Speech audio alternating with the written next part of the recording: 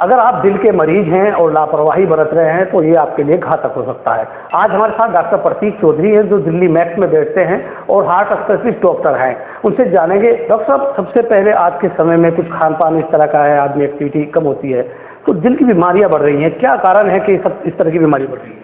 Mostly तो आपने बता ही दिया है, जैसे कि एक तो खान पान, ज़्यादा ऑयली, ज़्यादा चिकनाई भरा खाना, ज़्यादा मीठा, सिंपल शुगर्स खाना, और सेकंड मोस्ट इंपॉर्टेंट है सीडेंटरी लाइफस्टाइल।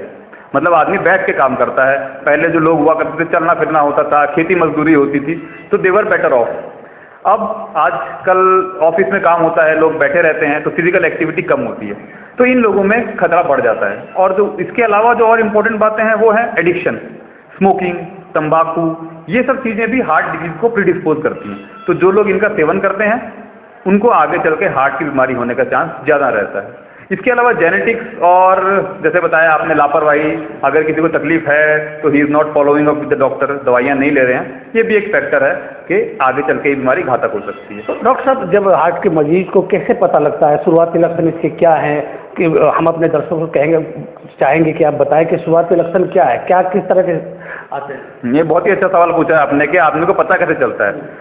तो यूजुअली आदमी की जो पहली कंप्लेन होती है वो होती है कि चलने पे सांस फूलना या काम करने पे छाती में भारीपन लगना।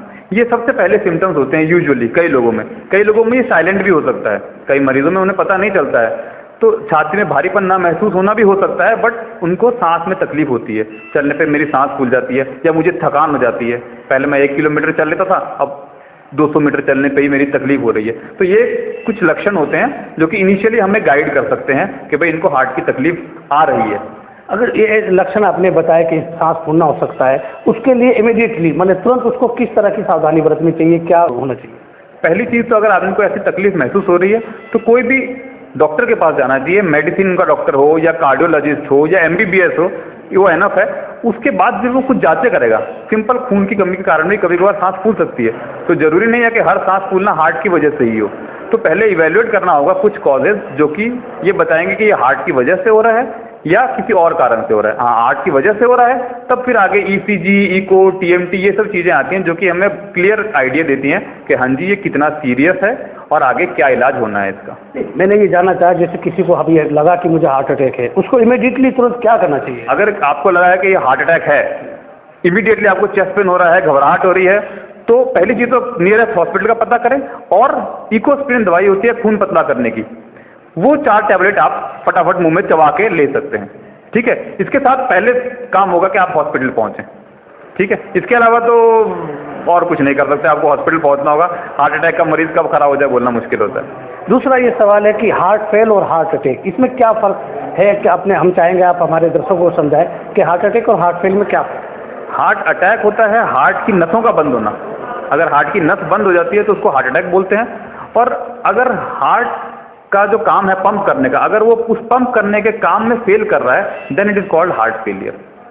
ठीक है, तो हार्ट को जो खून पंप करना है वो नहीं कर पा रहा है, दैट इज हार्ट फेलियर। और हार्ट को जो सप्लाई करने वाली नसें हैं उनमें अगर ब्लॉक आ रहा है, then it is heart attack.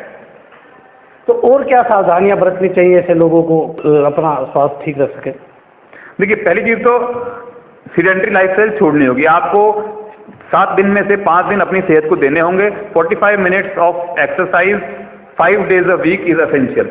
उसके बाद मीठा, चिकनाई, तेल वगैरह कम रखें। कुछ लोग प्रीडिस्पोज होते हैं, जिनकी फैमिलियों में तकलीफ रहती है कि भाई जेनेटिक चली आ रही है हार्ट की तकलीफ, उन लोगों में ये जरूरी है कि वो अपनी रेगुलरली जांच करवाते रहें।